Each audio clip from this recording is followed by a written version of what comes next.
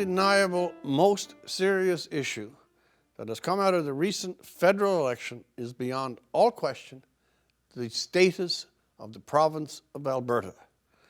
For the first time since the National Energy Board of about 20 years ago, there is a genuine, unaffected sentiment of great disenchantment with how this province has been treated.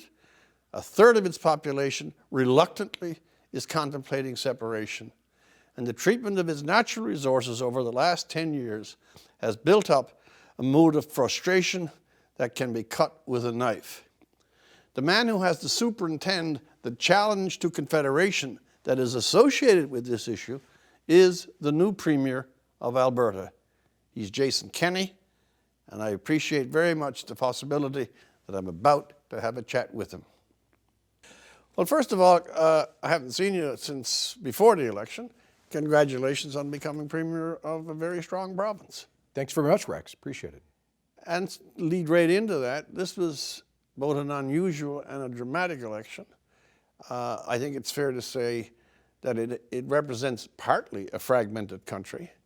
We have the resurrection of the Phantom Bloc in some considerable numbers, and you have a sentiment that might be vaguely analogous out in your own province. Mm-hmm.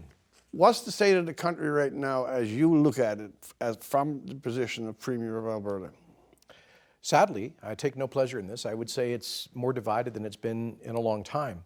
I remember when I was serving in Ottawa, Western alienation was largely something of the past, and the Bloc Québécois was reduced to marginal status. The PQ was at their lowest point ever, the lowest levels of support for Quebec separation. But now we seem to be living through a renewal of these centrifugal forces, in the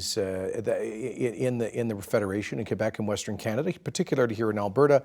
Recent polls indicating a third of Albertans would support separation from the Federation today. But Rex, I think a good number of those people are using that as a way of expressing their frustration.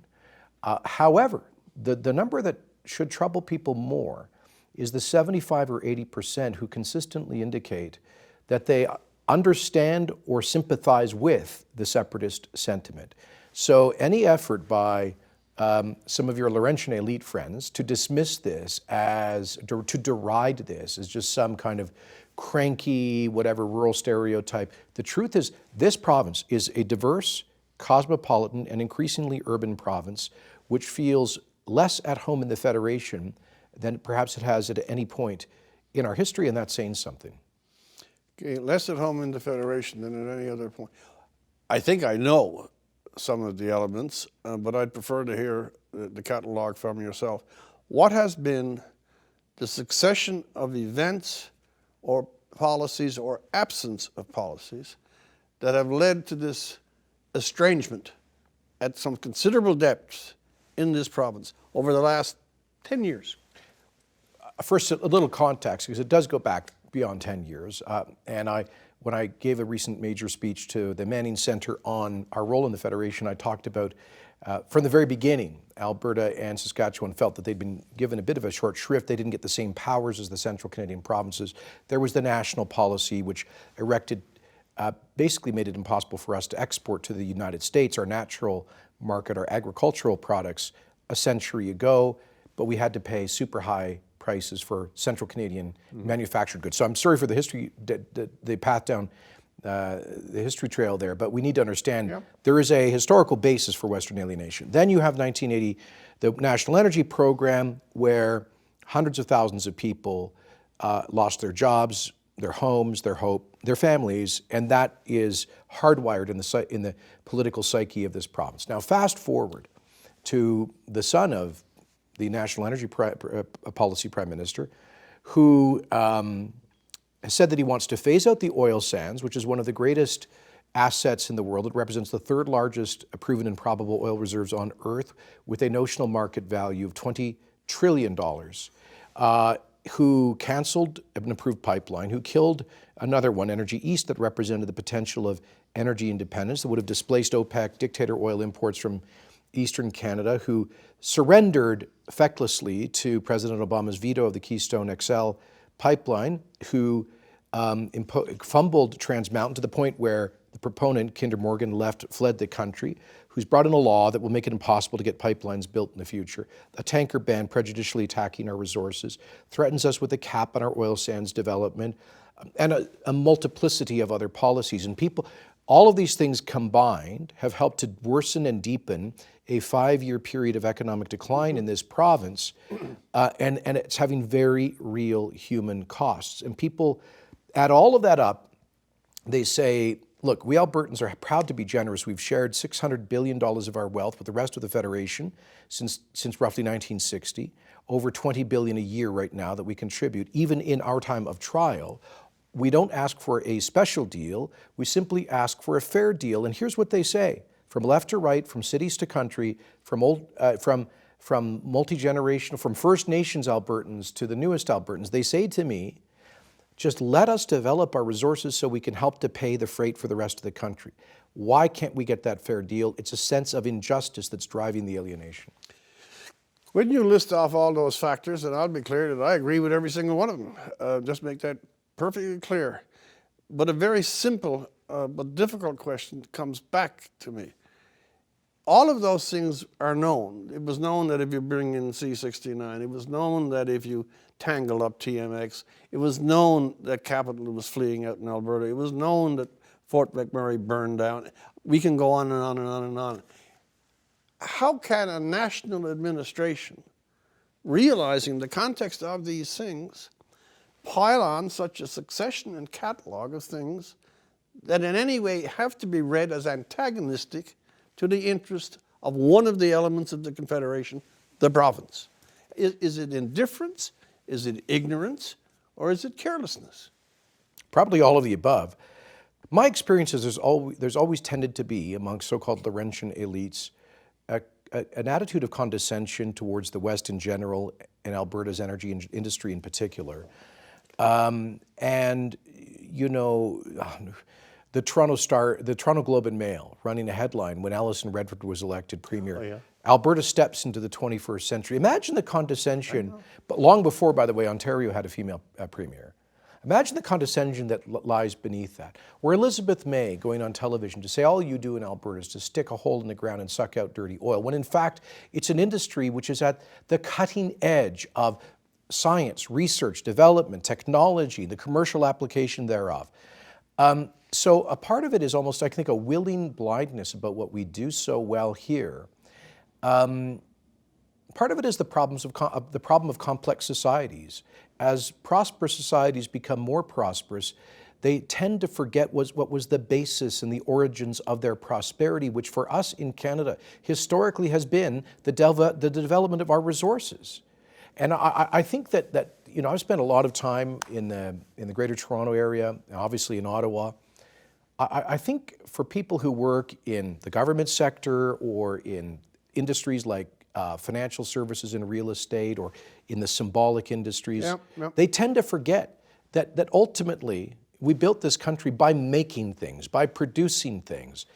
And that has offered good, honest work for people who haven't had the opportunity to go and do years of post-secondary education. People who typically in other developed countries have been the victims of automation and globalization were able to find the dignity of work and the thrill of opportunity thanks to primarily to the energy industry here. As you have pointed out so often, we were the plan B for the unemployed fishery workers of the Newfoundland cod fishery, for the unemployed auto workers of the Central Canadian manufacturing industries, of the unemployed BC lumbermen. And they were able to come here, not, you know, to move from the despair of unemployment and underemployment to the dignity of work. So I'm sorry to be on a rant on this, but I really believe that Alberta is sometimes derided as, because of our natural resources, as being somehow regressive, when the way I see it is that we've actually been the great engine of social progress. Measure it just by this. By far the highest levels of Indigenous employment and incomes in the country, in this province. Why? Because of the energy industry. And yet, your friends at the CBC and the Toronto Star will run endless stories about a handful of First Nations groups, typically receiving funds from foreign environmental non-governmental organizations who oppose energy development, but not a syllable about the vast majority of Western Canadian First Nations who have benefited from responsible resource development. So what is it? I think some of it is ignorance, but I think some of it is willful. I'm going to get to a couple of things. I'm sorry for that, was a rant. No, I rant occasionally. I want to go to that one thing, it's attitude, and I want to get back to the Aboriginal point and the coverage thereof. Is it also, you mentioned the symbolic workers or the clerisy, there's 1,000 names for them. Is it that in this country where we laud our equity principles, that, you know, Alberta, Saskatchewan, not so much BC, you're second tier. You know, you're not really with the top of the class here. And so, you know, if you have your disaster, we can give you an hour, but if I want to go to Paris, I got to take a caravan and 700 people with me. I mean, I'm serious. Is it that they're so careless of the dignities of the other provinces that they just say, well, these are secondary things? I think that's manifestly, I think it's not just true, but it's obviously true. Most recent case in point, the Prime Minister is alleged to have violated prosecutorial independence and possibly the law in order to intervene for a Montreal engineering firm that had engaged in corrupt practices with third world regimes, ostensibly in order to save jobs in Montreal. And yet we just had what once was the largest market cap company in Canada that created tens of thousands of jobs, just formally and finally completed their move to the United States. And the Prime Minister could not even bestir himself to issue a tweet in response. So what are Western Canadians to take from that? He killed the Energy East pipeline after TC Energy invested $1 billion in 6 years in the project that would have helped to displace foreign oil imports to Eastern Canada. Instead of bringing OPEC tankers up into the Bay of Fundy and the Gulf of St. Lawrence, we instead would be exporting Canadian energy. He killed that by imposing new regulatory requirements around up and downstream carbon emissions, but at the same time facilitated increasing equalization payments to Quebec, which used that money in part to subsidize a new cement factory in Gaspésie that is producing 2 million tons of CO2 emissions, and that factory was exempted from environmental and carbon restrictions. So we are forced to sit here and hammer this industry that's created so much wealth while we are asked indirectly to subsidize carbon-producing industries. He said in the campaign that Canada needs a prime minister who will stand up to Jason Kenney and les grands pétroliers. Yeah, I know that one. Some have translated it as the oil barons. I would translate it as the big oil companies. Could you imagine a prime minister of any partisan hue standing up in a national debate saying, we need a prime minister who will defend us from the big auto companies or from the aviation sector in Quebec? The question answers itself. It is, the point you make is definitely there. But can you not see from the perspective of the Prime Minister of Canada, your first and only obligation, because it supersedes all the rest, is that you keep a harmonious country, that you perpetuate the comity between the provinces. And I'm still struggling with the understanding of this. Why would you engage in such antagonistic and contradictory behaviors when you know, unless you are a total child, that this is going to excite passions and tensions that will be very difficult to contain? I can only infer that in that case, he said these things in the campaign for short-term electoral benefit. But even when his father was hammering Alberta with the National Energy Program 35 years ago, I don't recall, and I was just a child then, but in the history that I read, I do not recall that kind of open hostility. I mean, Pierre Trudeau's rationale for the National Energy Program was to help Canada develop energy independence, to be less dependent on foreign oil imports. Isn't that ironic? I remember that as being a really big policy goal, by the way. Right. And you know what? The way it was applied had very hurtful consequences Yes. here. But you couldn't, I don't think many reasonable people could say that it was a nefarious goal. It had a logic. It had a logic. And what's the logic here? To shut down the industry that has been the greatest creator of prosperity and jobs and government revenue in modern Canadian economic history, and to insult us in the process. In prior comment, I'm glad you went on this because it doesn't get talked enough, believe it or not. When he spoke in front of another group and he said, we can't shut down the energy industry tomorrow. That was a statement of regret on the word tomorrow. Yeah. How can you, if you're looking at trying to diagnose the state of mind in Alberta today, the sequence of these events is a large one. Here's the second thing I had to ask you. Is he either honestly or foolishly so much a hostage of this vaporous global warming catastrophism that somehow or other the fate of an Alberta in this context, as long as he can appease the greater minds of the IPCC, that's the bigger goal? Serious question, not sarcastic. On that, I'm skeptical, because if that really is his bigger goal, then surely he would see that the most consequential way for Canada to reduce global greenhouse gas emissions would be massively to increase the export of our natural gas, for example, to the developing world, to help them convert from high-emitting coal-fired electricity to low-emitting natural gas cogeneration. This could dramatically reduce, by orders of magnitude, the CO2 GHG emissions of China, India, and other developing countries.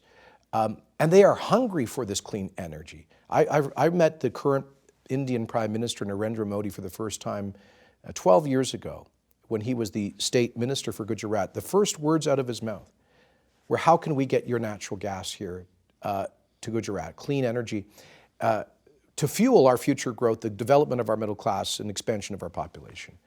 And 12 years later, we're not 1 cubic foot closer to getting that gas to him. So my message to the Prime Minister would be, we can do both. We really can. This is not some vapid talking point. The oil sands through, the Prime Minister said at Davos that that basically cocktail party for the billionaires and the jet set. He said that, quotes, my predecessor, Stephen Harper, wanted you to know Canada for its resources, but I want you to know Canada for its resourcefulness. Well, but again, the condescension in that. There is no industry more resourceful, measured by real investments in pure science, research development, science technology, that has, over the past 20 years, reduced the carbon intensity of a barrel of bitumen by 29% and is on track to reduce it by another 20% in the next decade. Some of our major producers, CNRL and Meg Energy, are both, they believe, on track for net zero carbon production of oil. Surely a prime minister would want to say to the world, this is the solution to Paris, to global greenhouse gas emissions, instead of handing a monopoly to the OPEC dictatorships, to Russia, to Venezuela. Surely the government in Ottawa does not believe that they have higher environmental, let alone social and governance standards than Canada. So here's my point. We believe that we can actually help the world in addressing the imperative of reducing greenhouse gas emissions through the kind of technology that we are developing in Alberta, and we need the federal government's support rather than hostility to do that. You're the principal political agent of this province, but you also had the advantage, and it is an advantage, of having to run a campaign, and running a campaign means that you meet the citizenry. When the citizenry, as opposed to someone from your particular political altitude, looks at some of these measures that do come out of Ottawa, the Bill C-69 to 68, that do see the strangulation of the pipelines, the infernal, eternal permit process, and only governments can grant permits, only towns or communities can grant permissions. What's the person in the drugstore and the guy in the coffee shop and the woman in the kitchen? What are they saying when they look at all this? Where's their mood in these things? Fear, anger, and often despair. The human costs of this are vast. The per capita rate of suicide in Alberta right now is 50% higher than in Ontario. The University of Calgary School of Public Policy's economists have estimated that for every additional point in the unemployment rate that we've experienced here, we've seen 17 additional suicides. We have an unprecedented wave of opioid addictions, which is connected to an unprecedented crime wave, 400% increase in property crimes in many parts of rural Alberta. Family breakup, people losing their homes, losing their hope, young people leaving the province. And even for people who are not directly affected in that way, they absolutely know folks in their extended circles who are. I do. So this is, how do they respond? With frankly, disbelief. Because they say, why is it that we are being treated with almost with suspicion and malice when we have generated so much of the wealth that has funded schools and hospitals, roads and social programs from coast to coast? We've never asked for a special, and then we have, and then they are affected by this great adversity. They see the fundamental unfairness. And then, if they turn on their televisions or their social media channels, they're likely to be lectured at with voices of condescension, like a New Democrat MP, Don Davies, recently said, well, you Albertans, you had it, I'm paraphrasing, he basically said, you had it coming. Because if you'd been planning for the future, you would have set aside $1 trillion in a sovereign fund like the Norwegians did. Completely blind to the fact that that the $1 trillion went out the back door to the rest of Canada through our federal taxes. And we are proud. So why are you blaming the victim? We're happy to have done that. Peter Lougheed had the foresight to know that if we racked up a fund of that size, it would constitute an irresistible target for the rest of the Federation. So they feel in many cases, frankly, afraid of what the future holds. They feel a sense of injustice.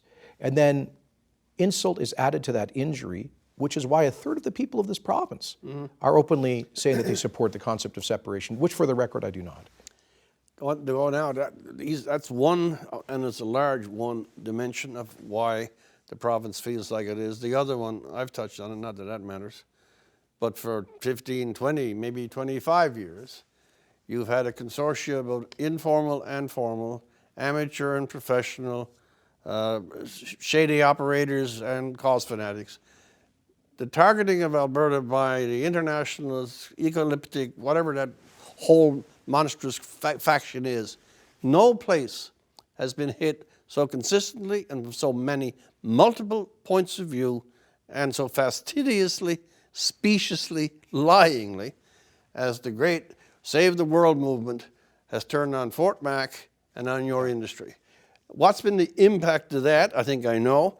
And what are you doing about it? First of all, it has a shape. It's called the Tar Sands Campaign. I mean, look, it's broader than that. But as Vivian Krause has detailed through her research, in 2008, the Rockefeller Brothers Fund hosted a conference with a consortium of 24 ostensibly environmental organizations like the Tides Foundation, Pembina Institute, Greenpeace, Forest Ethics, the Dogwood Initiative, and others.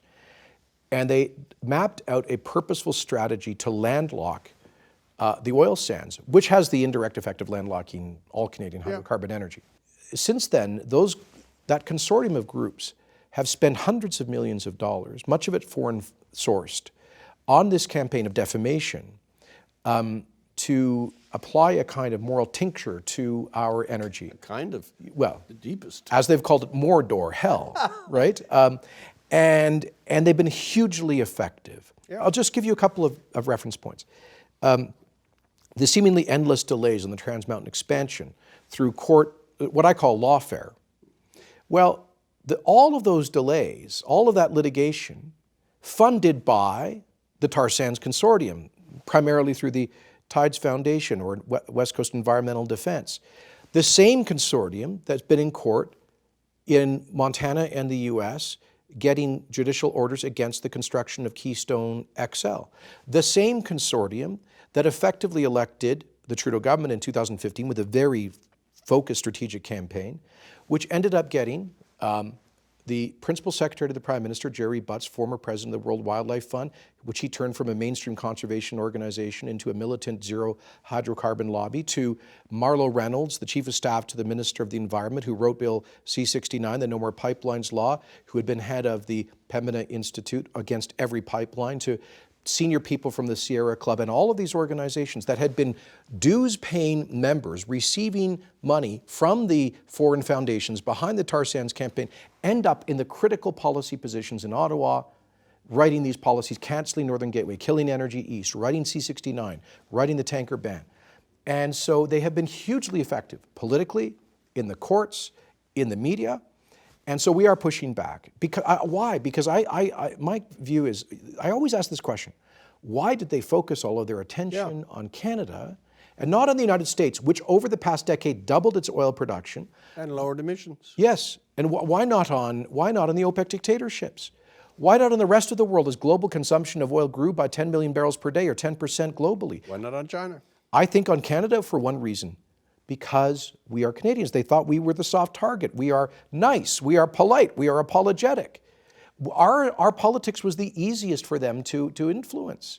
Our courts were the easiest for them to, in which to engage their lawfare. And they also could count, I'll say this one, they also could count on the complete obligement from at least 95% of the media, because on the environmental cause, the media has surrendered absolutely its fundamental responsibility to scrutinize with equivalent intelligence both sides of an issue.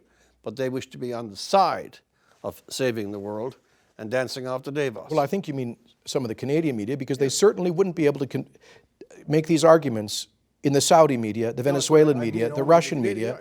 And that's, so they focused on us exclusively. And I think that our perceived weakness and passivity was an invitation for this campaign of political and legal aggression, and that's why we are totally changing the approach. We're setting up the Canadian Energy Centre, a war room that will respond in real time to all the lies and myths told about our industry. We have launched a public inquiry under the Inquiries Act to detail the foreign sources of funds behind the campaign to landlock our energy. We have created the Indigenous Legal Defence Fund that will help to get pro-development First Nations into court so they have an equal say on their right to economic development. We're doing ambitious things to engage our First Nations in not just the argument, but actual ownership of the resources through the Indigenous Opportunities Corporation, backstopped by $1 billion of the faith and credit of the Alberta Crown to facilitate First Nations co-ownership of these projects. So we're sending them, and I'm saying to the industry as well, if you want to the benefit of the resources that belong to Albertans, you darn well better fight for those resources by explaining, by helping to make people more literate about the reality of energy policy. I just want to jump in on that one. It spread a lot of blame around, but the actual industry itself and some of its major players, they've done a genuflection or a hiding behind the curtain for all the, and in some cases have even cooperated with the indictment of their own services. In some cases, they funded dues-paying members of the tar sands campaign. You know the old poem about the Danegeld, right? Yes, I know it. So I see it as a form of protection money. I see it as a form of cowardice. Often, they hired sophisticated government relations and public relations specialists who told them, just stay out of the crossfire, keep your heads down, and everything will be all right. Well, it clearly was not a wise approach. Okay, you are returning fire, which is one thing long overdue. I'm editorializing. And secondly, it has been the silent want of at least Main Street Albertans that I know for a hell of a long time. But there's still this one fact that for 20 years or so, they've owned the issue. They've had all the foreign outlets. They've played with the ignorance of the world in painting Fort McMurray as the hellmouth of climate doom. In other words, they've painted this place fairly severely, and therefore it's not as attractive as it should be. There's a lot of catch-up here. Yeah. A lot of fixing to be done. Yes. So that's why I've articulated a plan to get a fair deal. And we've appointed a panel to consult with Albertans on what that would constitute. And we're being very bold about this, imagining the exercise of the same powers that Quebec has for years. You know, Quebec has done pretty darn well in this federation getting the benefit of what's called asymmetric federalism. Basically, that means they get what they want. They get to cash from Ottawa in lieu of Ottawa dictating policy in their backyard. So we are looking boldly at a range of things, perhaps patriating our $40 billion out of the Canada Pension Plan to be administered by our investment management Crown Corporation. That would get better, we think, better returns at lower premium costs because we have the youngest population.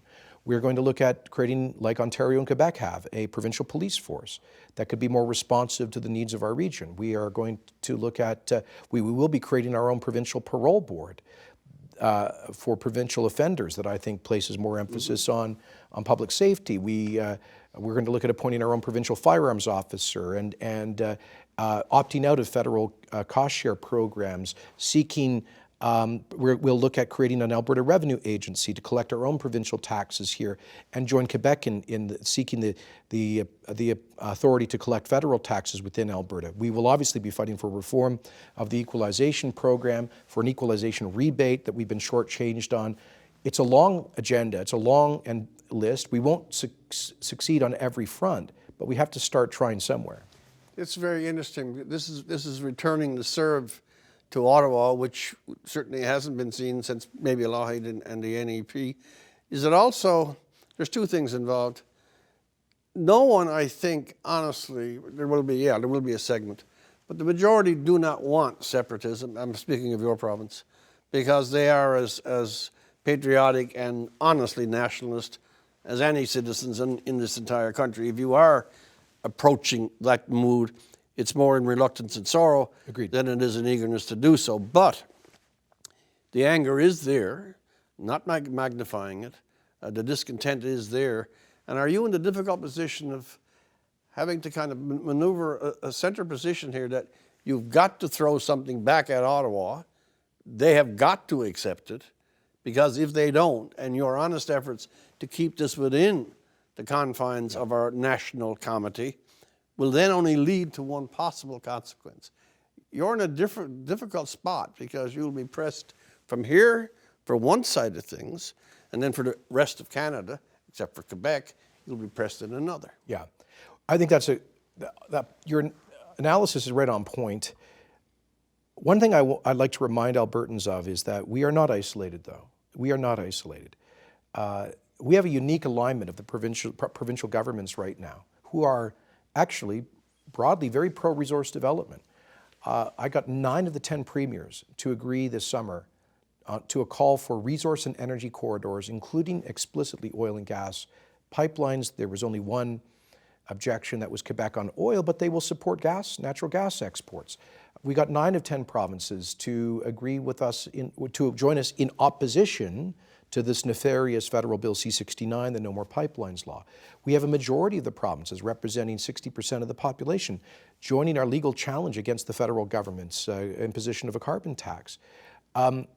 Canadians in the polling, by a margin of 2-1, support the construction of the Trans Mountain Pipeline expansion, as do British Columbians by a margin of 2-1. 3 days after I became Premier, I spoke to the Canadian Club, you don't get more federalist than that, on Bay Street, and got multiple standing ovations from a sold-out crowd when I talked about the fundamental unfairness with which Alberta is being treated in the Federation today. So we do believe that our fellow Canadians understand the positive role we played in Canada's modern economic history and support us. We're trying to enlist that support in dealing with an increasingly difficult federal government. It started with the fragmentary result of the previous, the just now election, and the fact that we had more challenge within the Confederation than we've had for a long period of time. We also then went a fair degree to talk about what appeared to be either carelessness or incompetence in a great list of initiatives that landed on Alberta's desk. So this now comes to this. Now that it's near a crisis point. Yeah. If these requests or reasonable demands, which come under the headline of a fair deal for Alberta, are presented to the same set of people who basically have brought about the previous situation, what genuine hope do you have that the current administration in Ottawa even yet understands that either they change the arrangement of the Confederation or they have a really big problem? That's one of the reasons we're doing these things. Some of these ideas I've I've talked about, I think may have work on their own merits. I think we may have a net economic and fiscal plus if we operate our own pension plan. Ultimately, Albertans will decide. I would submit that to them in a referendum. I'm not going to force it on them. But all of these things collectively are designed to maximize our leverage with the federal government to get that fair deal, which I define as simply the ability to develop our resources responsibly, to get them to markets so we can get a fair global price. That means pipelines. That means TMX. That means, we hope at some point in the future, Energy East. It certainly means more liquefied natural gas export. So, there's a risk for me that people will see in this big package of initiatives a kind of bunch of abstractions that do not relate to their immediate economic challenges. But they are related to that. This is trying to take a page out of Quebec's playbook while remaining loyal to Canada. Quebec has been so effective at maximizing its leverage in the Federation, both federalist and separatist Quebec governments. The most effective were arguably the Quebec Liberal governments that were committed to Canada, but were relentless in pursuing the interests of their own citizens. So I take that as a bit of an instruction, and essentially what we're saying to Ottawa is, we will be quiescent no more. We're not simply going to pay the bills in the Federation unless we can get a fair deal, and there will be real consequences if we don't. What's the time? It's a very hot issue, and it's been brewing, in my experience, 5, 6, 7 years. It gets worse every year. What's the time frame of patience left? We got this balkanized government, no Liberal representation out here whatsoever. We've talked all that over. How much longer will the people, Red Deer here or elsewhere, say, we're not waiting anymore? Well, a lot of them have run out of patience. That's at least the 1/3 who tell pollsters that they would support separating from the Federation. Now, you can just look at my my Facebook page, gets thousands of comments every day, and the typical comment is, get on with it, Kenney. Get on with it right now. And I understand the sentiment. I understand the lack of patience. I offer them this thought, though. We need leverage over the federal government. We need to look at this is not just about expressing frustration. No. It's about getting things done. It's about getting a pipeline built. When the inevitable war in the woods starts, when the U.S. funded AstroTurf environmental groups start chaining themselves to protest pipeline, the TMX project at some point in the future, we need leverage to ensure that Ottawa will guarantee the rule of law. And so everything we do has to be geared towards that. This is a marathon, it's not a sprint. So I know it would be emotionally satisfying for a lot of Albertans and a lot of my supporters if we were to play all of our cards right now, fire all of our ammunition right now, but I don't think it's the wise approach. Yeah, this is a very small, and I mean side note. Jagmeet Singh, NDP, historically the Labour government, the working man, the person with the job. How can the NDP say that they cannot bear the thought of a pipeline that gives jobs?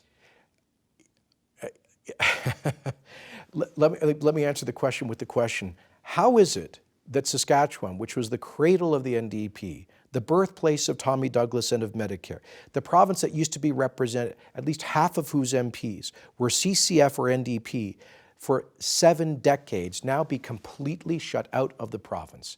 It has turned its back on working people. It seems to be a party embarrassed by folks who actually shower after work instead of before it, and that's a shame.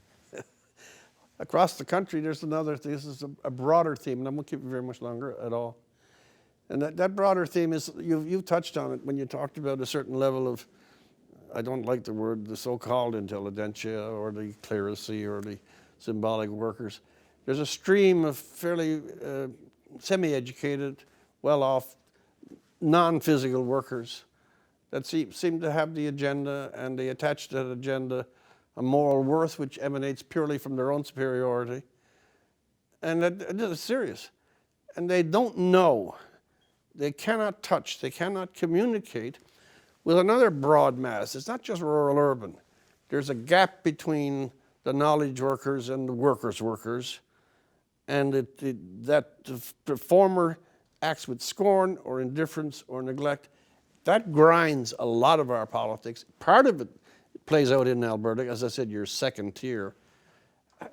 Is that to be corrected, or has there been some real upheaval and change the people who are holding the levers for so long? Well, first, I think you're completely on point, and it's not just in Alberta and Saskatchewan. I think the election of Doug Ford was partly a reaction to 15 years of Ontario Liberal governments making it more and more expensive to make things in Ontario by massively jacking up power prices. They came to the absurd situation where they began shipping super cheap Ontario hydropower to fuel factories in the upper Midwest of the United States, while forcing Ontario manufacturers to pay 40 cents a kilowatt hour for wind and solar that their friends benefited from. I mean, this was almost a cruel and purposeful policy of deindustrialization. People forget this, but in the 2015 election, Justin Trudeau said we're coming up to the end of manufacturing. He said that in Windsor and somehow got away with it.